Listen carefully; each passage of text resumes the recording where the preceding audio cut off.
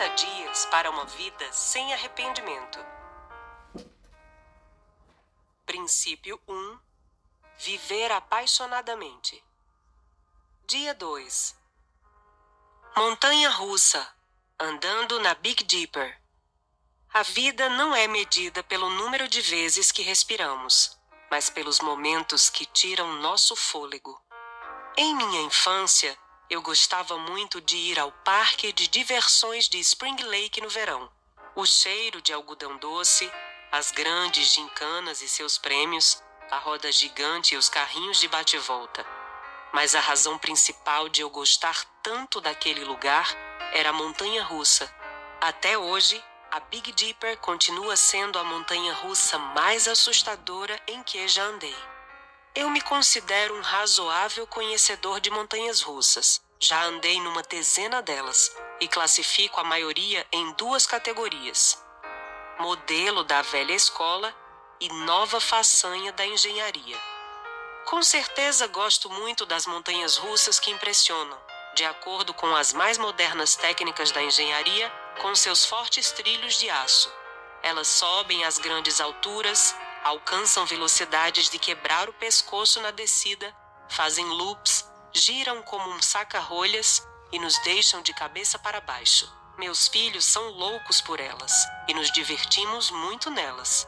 A Big Dipper, porém, era definitivamente da velha escola e não tinha nenhuma das características de suas equivalentes modernas. Era uma daquelas antigas e tradicionais montanhas russas de madeira, com trilhos de sarrafo, apoiados sobre frágeis andaimes, pintura descascada e madeira cheia de rachaduras. Não importava quão acostumado se estivesse com outras montanhas russas.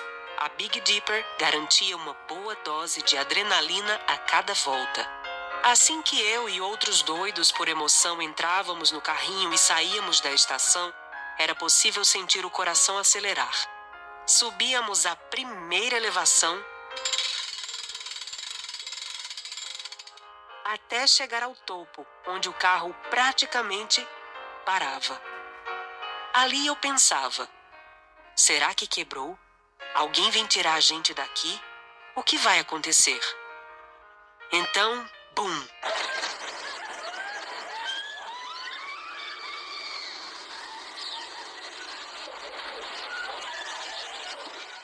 O chão desaparecia, o carrinho parecia decolar, meu estômago subia até a garganta.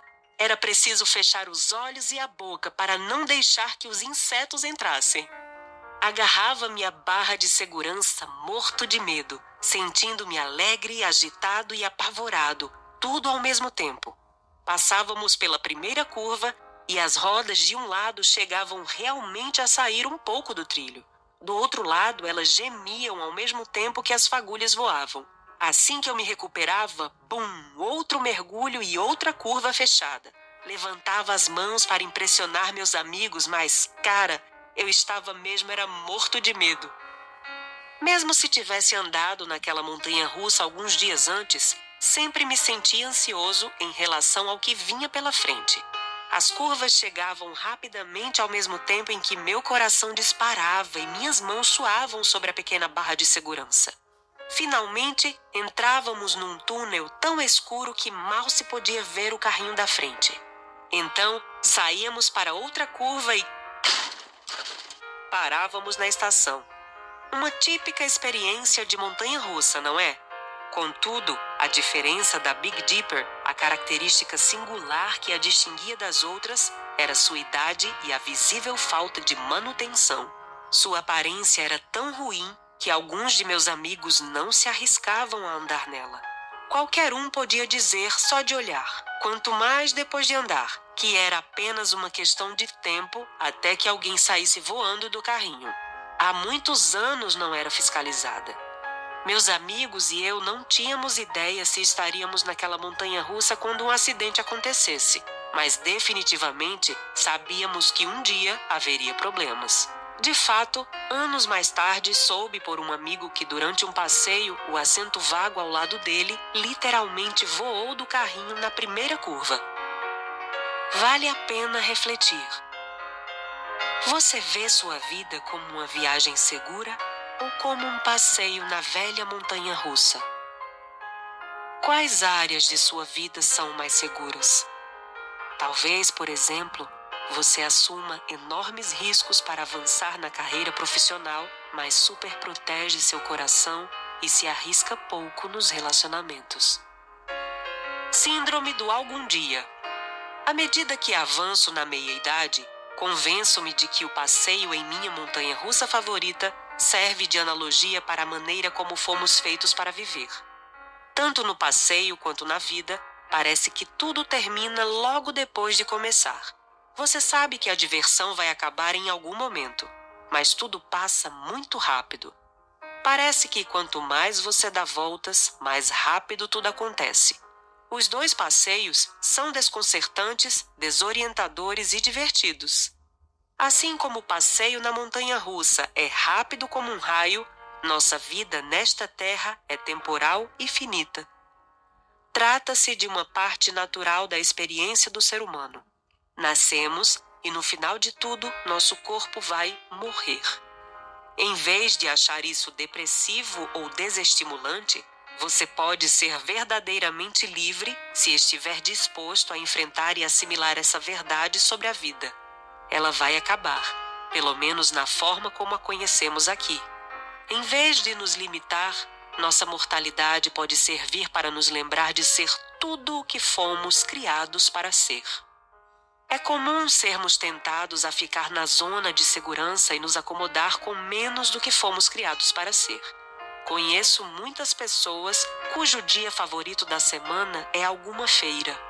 Um número incalculável de pessoas, independentemente do estágio da vida em que se encontra, costuma dizer: algum dia vou buscar tudo o que a vida tem a oferecer. Quando me aposentar, então vou aproveitar a vida. Algum dia vou realmente viver para Deus. Serei mais organizado e passarei a amar mais minha família. Quando ganhar dinheiro suficiente, então passarei mais tempo com meus filhos. Algum dia, quando houver espaço em minha agenda, então me envolverei mais com a igreja.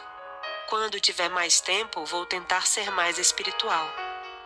Algum dia, um dia, quando, se, então tudo acaba. Quando vamos acordar e perceber que esta é a vida?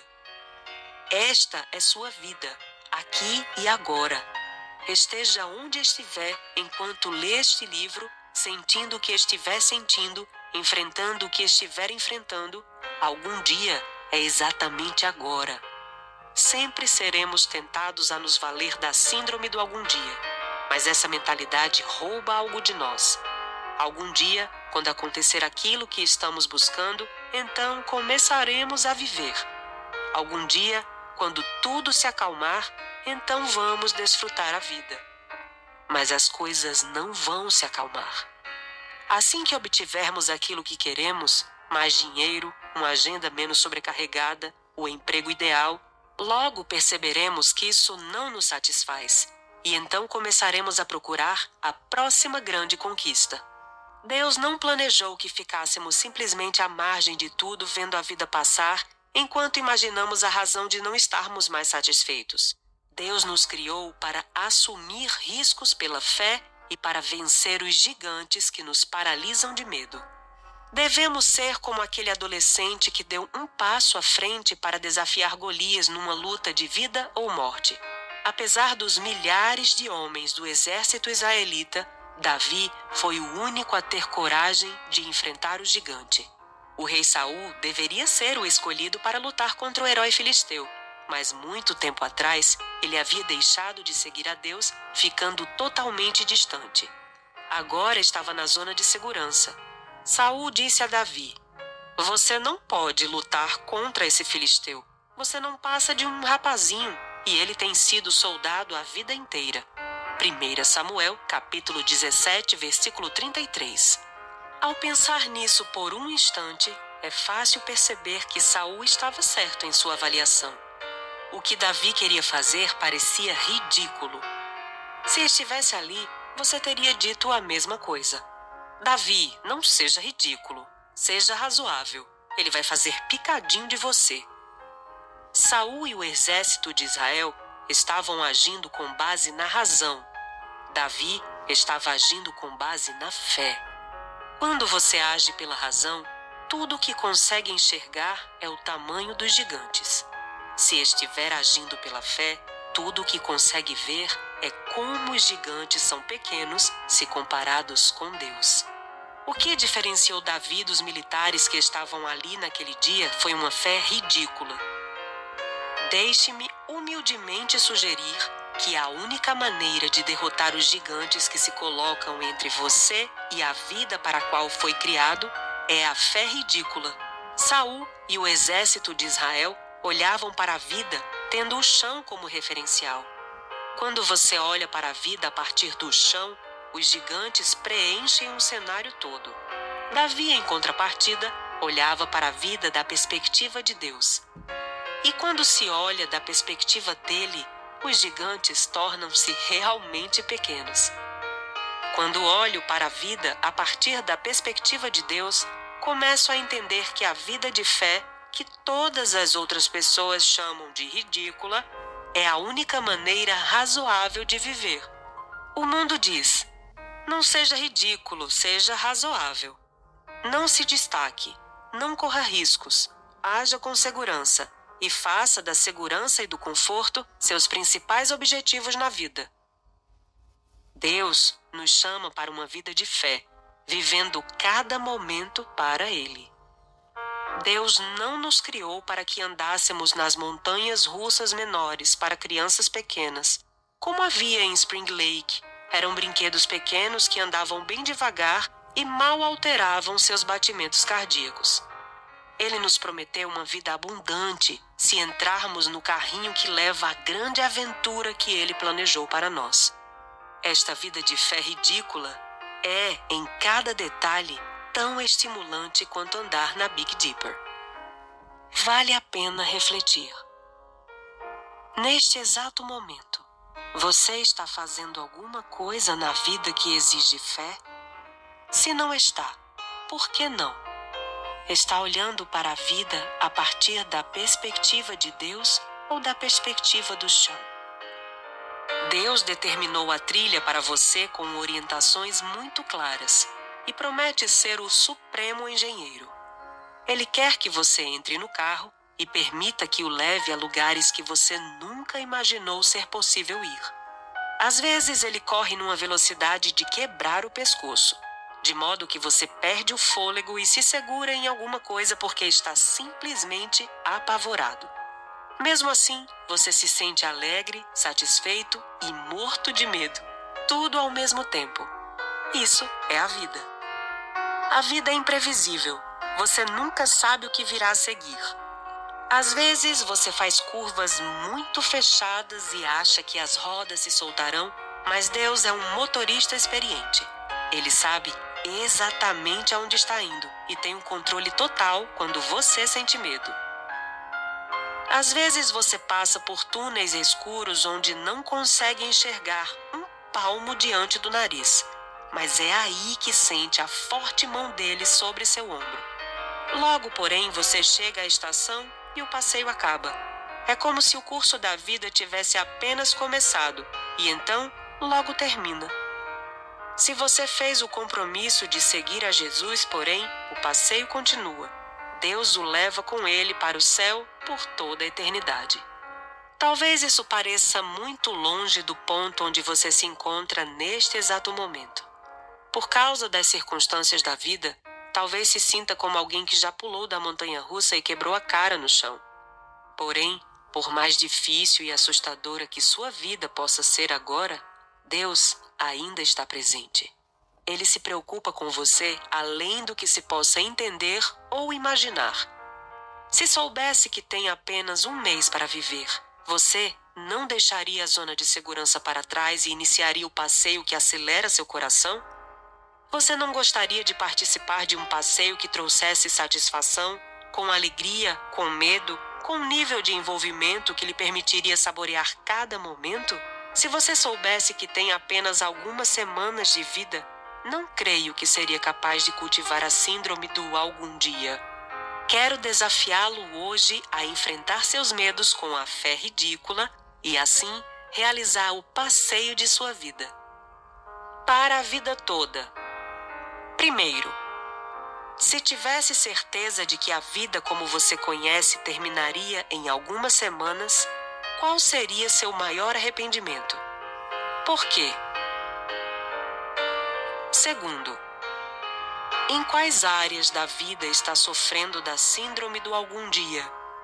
Tome hoje a decisão de nunca mais usar a frase algum dia, quando as coisas se acalmarem. Conscientize-se de que hoje é seu algum dia.